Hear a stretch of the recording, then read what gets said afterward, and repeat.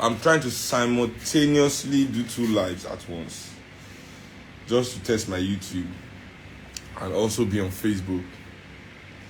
Hello guys, I'm getting 2 in a row.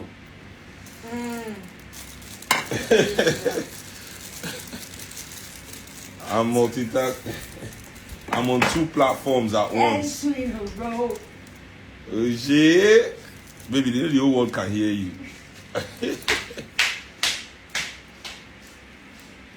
Hello my people. How are you doing? So I'm testing, testing. Everybody, welcome. Today I went live earlier. I just went live for like 10 seconds to see how to go live on this YouTube. Not that most of the videos I will do on what was it called? Bird's Eye View will no longer be live. It will be recorded. So I'm telling you guys, but it will be on this channel on YouTube. So I want you all to follow the link on my Instagram page. I'll post the link on my Facebook after the show. So if I post the link, you guys can link this YouTube page. It's live now on the YouTube page. I think I should try and post the link on this Facebook live. Or is there a way to, let me see if there's a way to link everything together. There should be a way to link everything. Is there a way to link everything? There's no way to link everything. But I think I should post the Facebook link. That's what I should do. I'll post it on the YouTube link. Alright, dear. I'll be done soon. This live will be quite short, so let me know when you get back. Take it, yeah. Pass it.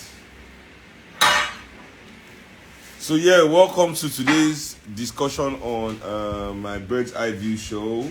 I've not done Bird's Eye View in a long time, but that's on Instagram. I've actually shot a lot of episodes.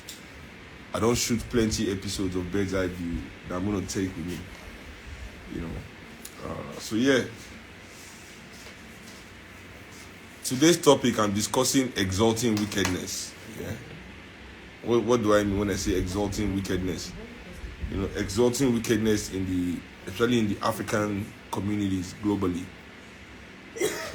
I think our elites, the African elites all over the world are hell-bent on making sure that African people believe it is appropriate to be heartless, appropriate to be wicked, nonchalant, disrespectful, to lack empathy and sympathy.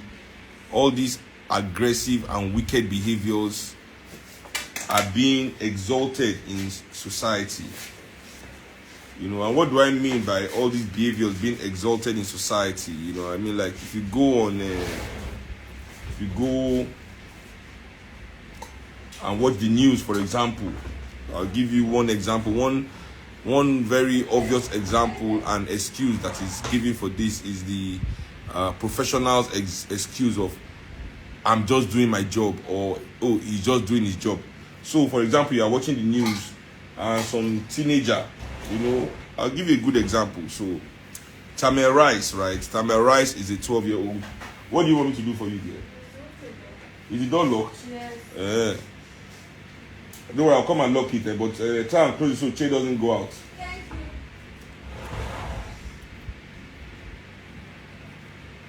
So there was a 13-year-old boy called Tamir Rice, right?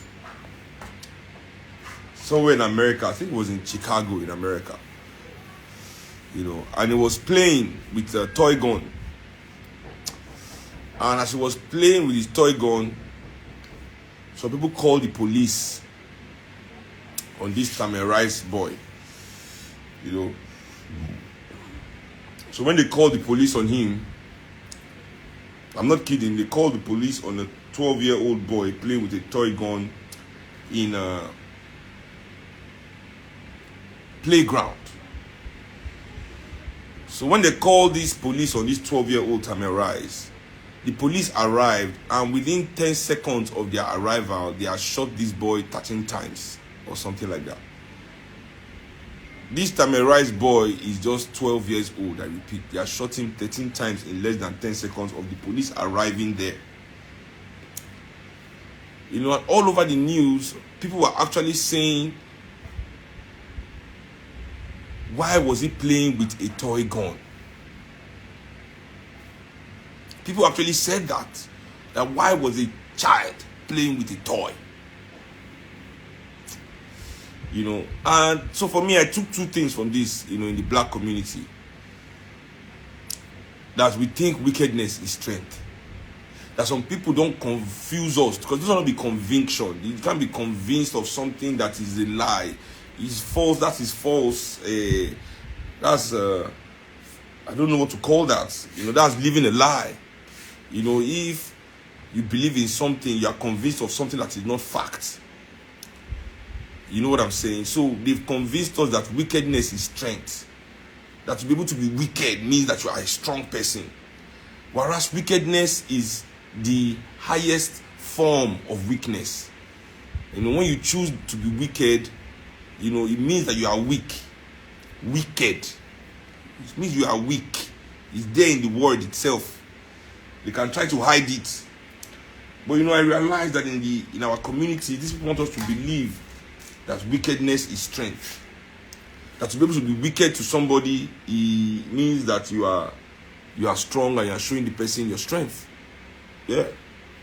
You know, so this for me has always been something that has surprised me a lot in how we accept and believe in the lies of our elites all over the world. So they say, what? So now, what kind of human being calls the police on a 12-year-old child? No matter what that child has done, right? If you see a 12-year-old child doing something wrong, it is your duty to correct that 12-year-old child, right? To come and correct the child, to address that child and say, train the child, you know, be the adult. But I realize that people don't want to be the adults. They rather be wicked than be the adult. Right? People rather be wicked. You know? People rather be wicked to even children than to be an adult to that child. You want to show the child power immediately. You want to show strength. You know, even parents of children abuse their children based on this misconception. You know? So cops arrive and people go, oh, you're just doing your job. You know.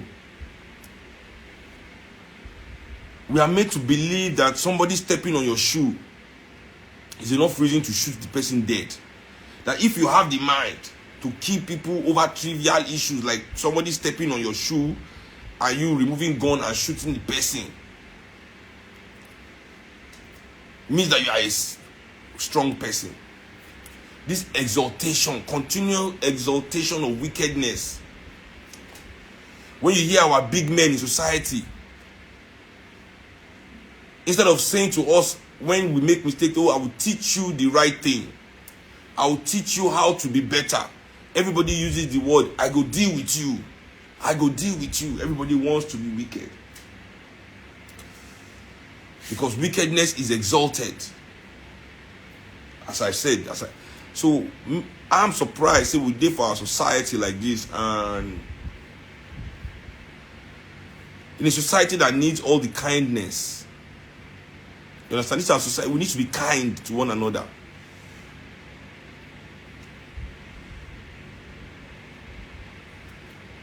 We need to be kind to one another. Someone will steal something in the market, right? This is now one of the manifestations of wickedness where me I like to address, you know, where they always surprise me, and I always use them as example. Why we go burn somebody for market, say it's still 200 naira, it's still 300 naira, it's still 500 naira. We go catch the person and we go burn that person to death. Actually, so 500 naira is less than $1. So 500 naira is, let's say, about 500 naira is about 80 cents or something. And we'll kill a Nigeria, the whole human being. The whole human being will be killed because of, they'll say because it's the principle, is a thief. But we know that people thief more than that in Nigeria and we do nothing. We heal them, we don't burn them. So that's not the issue. The issue here is that we are more powerful than this 500 naira thief. So our only exchange with this 500 naira thief must be to show him our strength. And our strength, how we have been confused in our brain. Our strength not be say we dey kind. Our strength not be say we dey empathetic, sympathetic. We can make person come for a own market public like this, can't disgrace himself till 500. We know this person is suffering. We know say now who they catch him. We know say in the worst state where any human being can be in this world. We know say in spirit don't break. We will burn this person to death. We will show wickedness because that is strength. But now, who taught us that an African life is worth less than $1?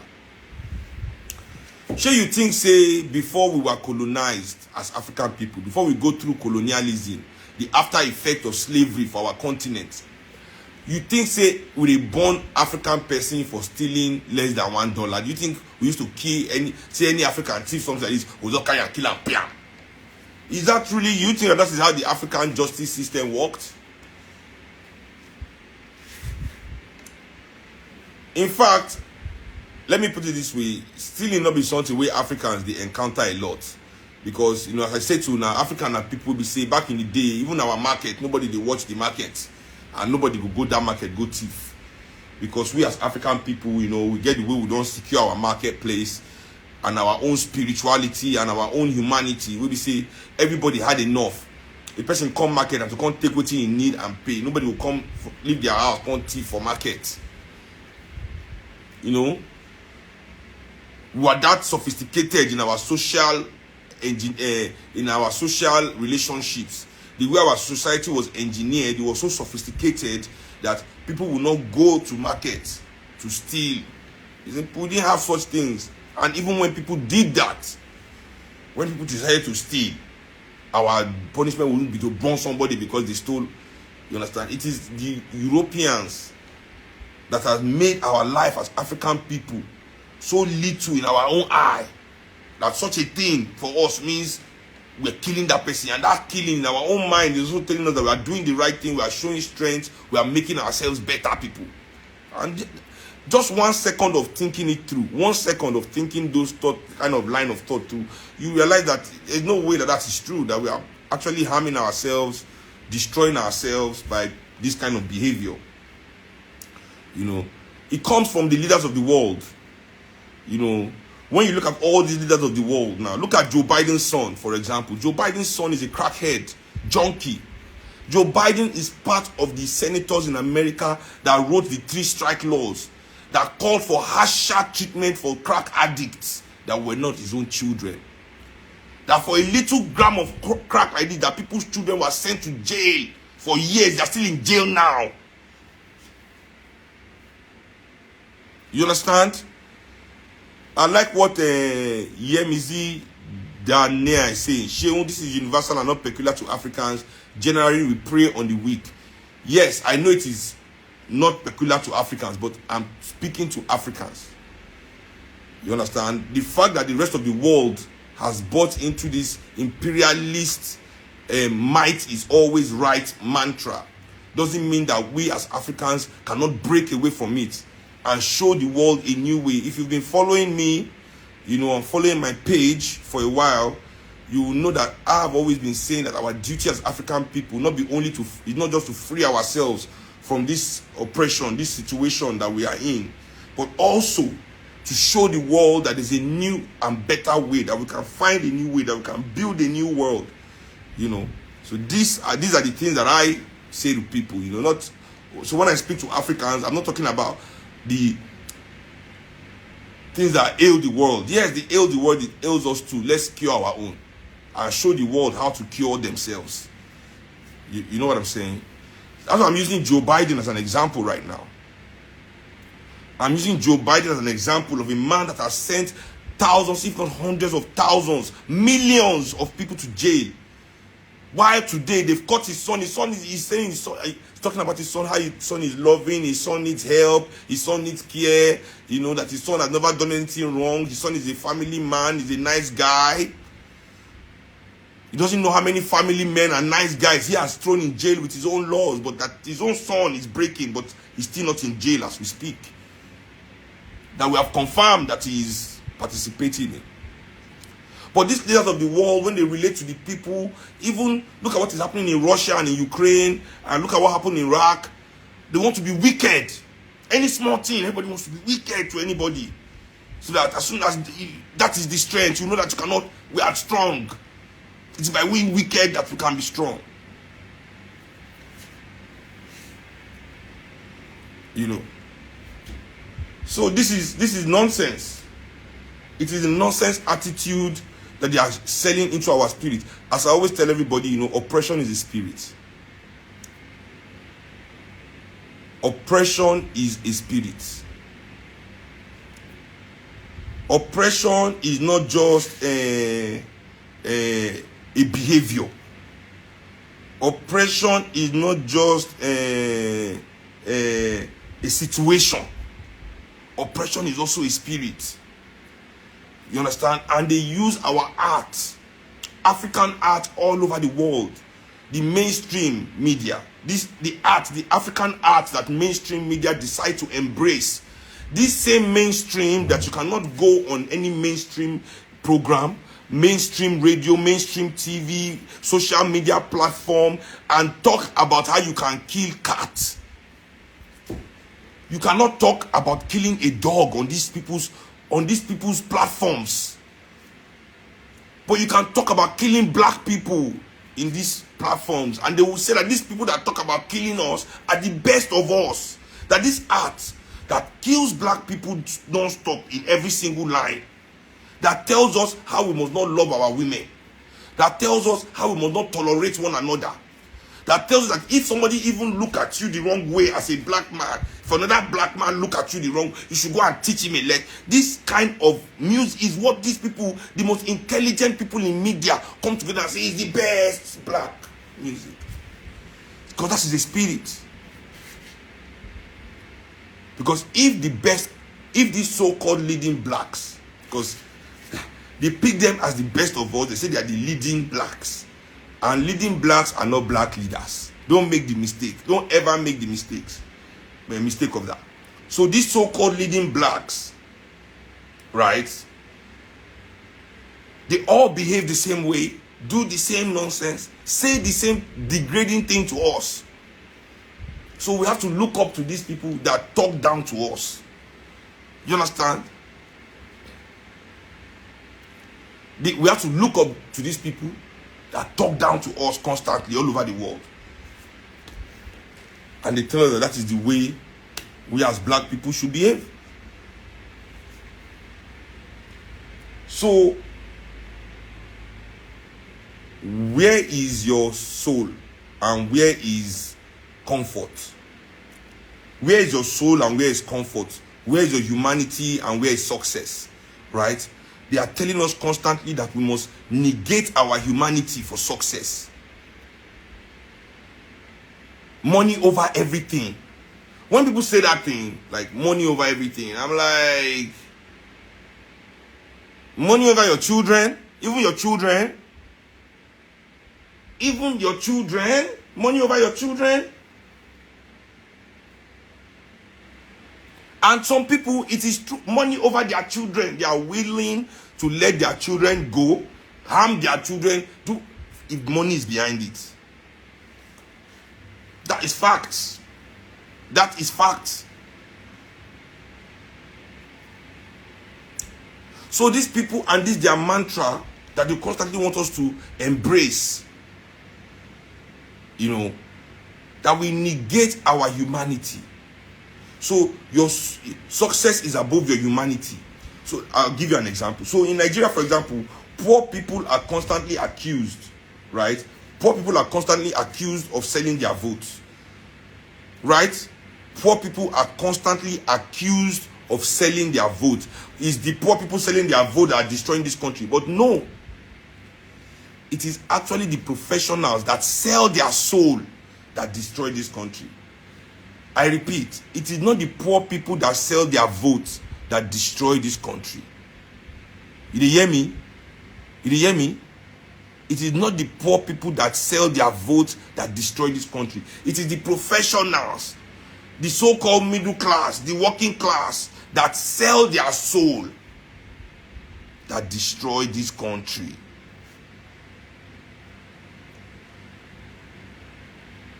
You see? Because selling your soul is a wicked act. Not just to the society that you are selling it to destroy, but to yourself that you have destroyed. So first of all, you are wicked to yourself for selling your soul. You destroy yourself. You break yourself. You break your spirit by yourself. You sell your soul. Now, nobody has ever asked you to sell your soul to ask you to do a good thing. You are now in the service of evil, in the service of the dominators, the oppressors of society. Right? You are now in their service. So you go around as policeman, slapping and shooting innocent people because you are now soulless. You're going around as a banker, laundering money that is causing children to die in hospital. Money that will build their school, their future. The roads that you're supposed to build, all the money that is causing accident, that thousands of people are dying. Thousands of people are dying every day from the roads that are not being built, but you're in the bank laundering the money that is supposed to build that road, and you don't lose sleep at night. You have sold your soul. You have destroyed yourself, and people are dying because of it. That is the wickedness. And you know people will die. See, we are not stupid. You know, we are not stupid as African people. We are not stupid. We know that when we cut these corners, when we assist these people, when we, like the building that, all these buildings that are collapsing, all the engineers in Nigeria, all the architects, when you allow these rich people to make you join their evil plan, you have embraced wickedness, and nobody will say anything. In fact, you will tell your friends, everybody will clap for you. And we all know that that clap is, you are clapping for the death of people. But because wickedness has been exalted in society, wickedness is okay as long as money over everything. So far money is behind it. Wickedness is accepted in the name of economics and capital. In the name of economics and capital, any kind of wickedness is exalted amongst black people especially. And why I must say, because it is only us that is anything goes. Europeans go through it too, from their leadership and their elites. But to a certain extent, we are the ones that there is no bottom to the pit. No bottom to the hole that they are digging. Constantly we choose to do wicked things to the world. Okay, look at Hush Puppy, for example, in prison now. What has he done that is, what kind of enjoyment could they have given him in that his life that is now worth him losing 25 years? You see, this is what I keep saying to people. These people let us feel as if these their things are worth our life. We kill people for less than $1. Anything is, our life is so worthless that our children think it is okay for them to lose to gamble 20 years of their life just to enjoy for 3 or 4 years, enjoy for 5 years, enjoy for 10 years.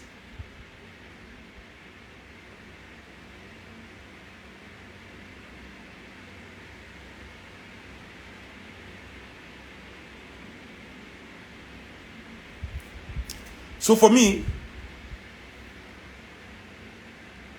I constantly see it in our society. And where it's even worse is that the religious people that go to church, they are supposed to be the good people of Nigeria, who sit down in the church and be doing wicked things. I'll give you an example of a wicked act. Pastor Adeboye in 2011 Jonathan went to redeem camp. Jonathan knelt down in front of Adeboye. Jonathan was then acting president. He was not yet full, he was going for his own president. He was acting though, he was already sitting. He was there. He entered Adeboye front.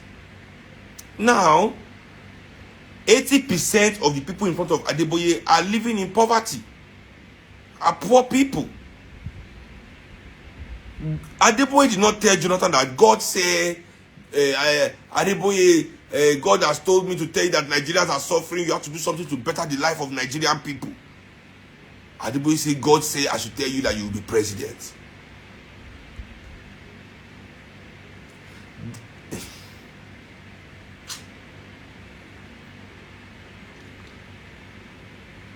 You know, this country sometimes makes me feel like as if I'm living in a crazy place. Then you will mention something like this to people and say, but this man should, they say, are you the one that is there? Everybody will defend the wicked act. Everybody will defend the wicked act. As if, you know, we don't have brain, as if we don't know that it's a wicked act. And we know.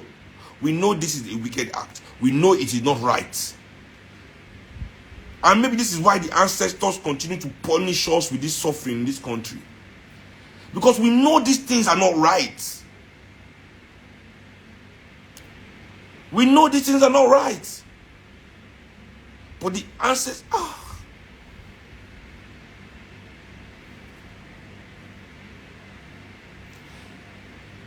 Is it the one that the pastor will be raping members of the congregation? You know? Raping members of the congregation. And people will be saying that it is, you know, they'll be defending the act. Wickedness, exalted, carried on in high places. President and governor will be coming with their convoy. They what all the big men in Nigeria, big men especially, with their convoy, all of them billionaires, big car, 10 car, 20 car. They will see you get your own one small car. You they go for road, they will carry their convoy. Where be saying all of them get the road together, jam your motor, boah. People will still be telling you why you say no come up for road. Nobody will be saying these people are wicked though.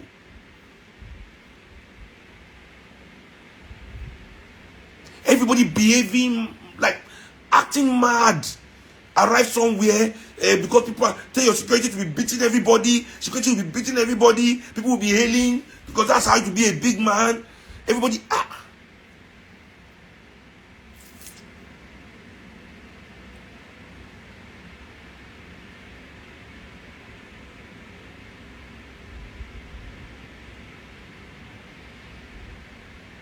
I just did about say, what did they happen for this Africa? Is it that we are crazy? We are losing our mind? You know? We sit down here and we just see people doing wicked things and we accept it, you know?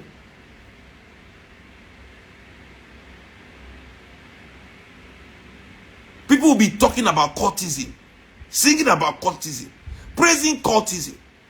And people will be there. I'll be on. Are you people mad?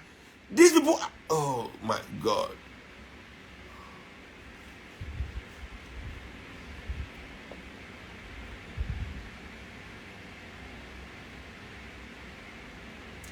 We must re-embrace, you know, we must re-embrace humanity as African people. I mean, I'm going to end this live now. You know, it's not really scheduled. I just wanted to do it for everybody on this Facebook.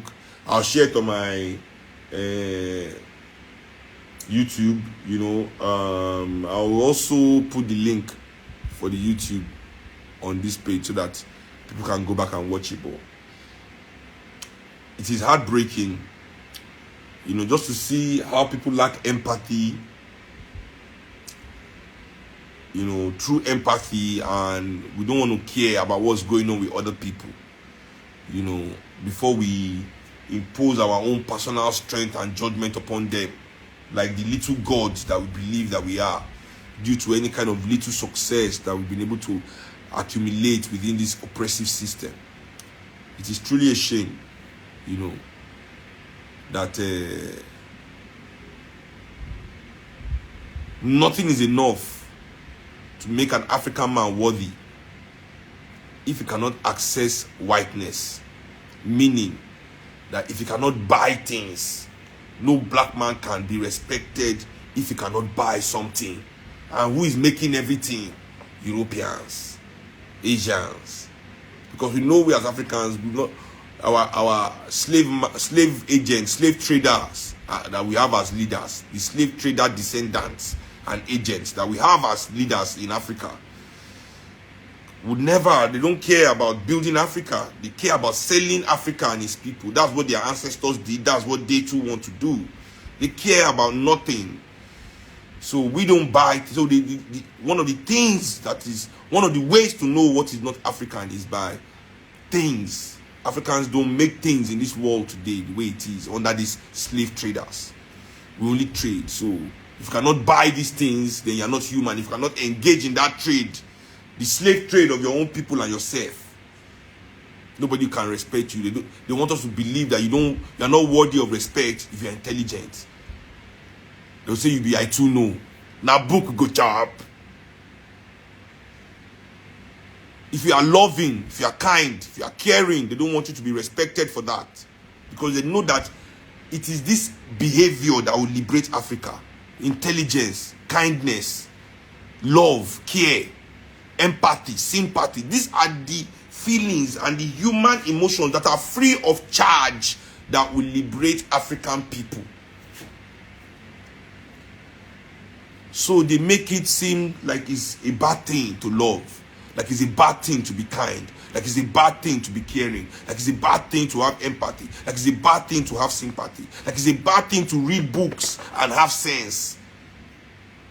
In fact, instead of African people to read, the Africans that we now read, that will have the elites that have time to read, that are not suffering every day in 4-hour traffic to and fro, that can at least tell them to read now self-help book. They will forget African history, forget political science, forget economics, forget important real books. Now fiction they go they read. Fiction.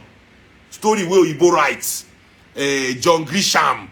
They go abandon Sheikh Anta Diop. They go abandon Frantz Fanon. They go abandon Kwame Nkrumah. They go abandon Steve Biko. They go abandon Noam Chomsky. They go abandon Amos Wilson. They go abandon Manimba Ani. They abandon Del Jones. Abandon everybody. They read John Grisham, Clive Cussler, Mills and Boone. Now we know they read with that. They're not even read Chino Achebe. They're not even read Wole Soyinka. Now you both book they won't read. They're going to read Dostoevsky. Well, me too, I read Dostoevsky. But me, I'm different.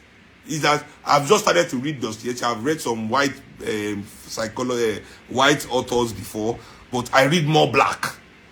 You know, for every white I've read maybe 30 black authors. You know, then they go read Bible and Quran. Finish. They don't read with that. They don't read with that.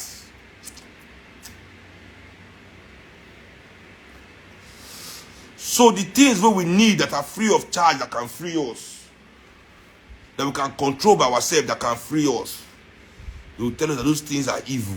Those things are weak. It is weak. You are weak if you show that you love people. You are weak if you are kind to people. You are weak if every song is teaching you how to not be kind.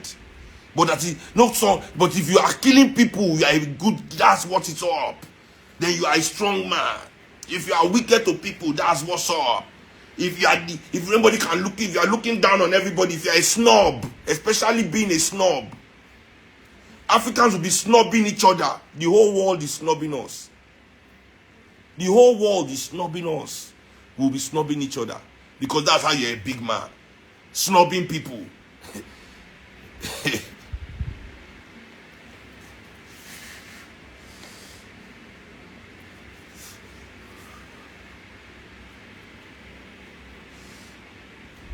Mr. VIP, Madam VIP, VVIP, VVVIP, VVVVVVIP. We yelled that. We yelled that. So anyway, I'm going to post this live and share the page of my YouTube. Please, I'm still looking for 2,000 subscribers on my YouTube. So if you are watching this and you've not subscribed to my YouTube page, please search for Seun Kuti on YouTube. Search for Seun Kuti on YouTube and try and subscribe to the page for me. I'll truly appreciate it. Thank you very much, and may the ancestors continue to be with all of us and guide us. See you when I launch the Bird's Eye View officially. Africa.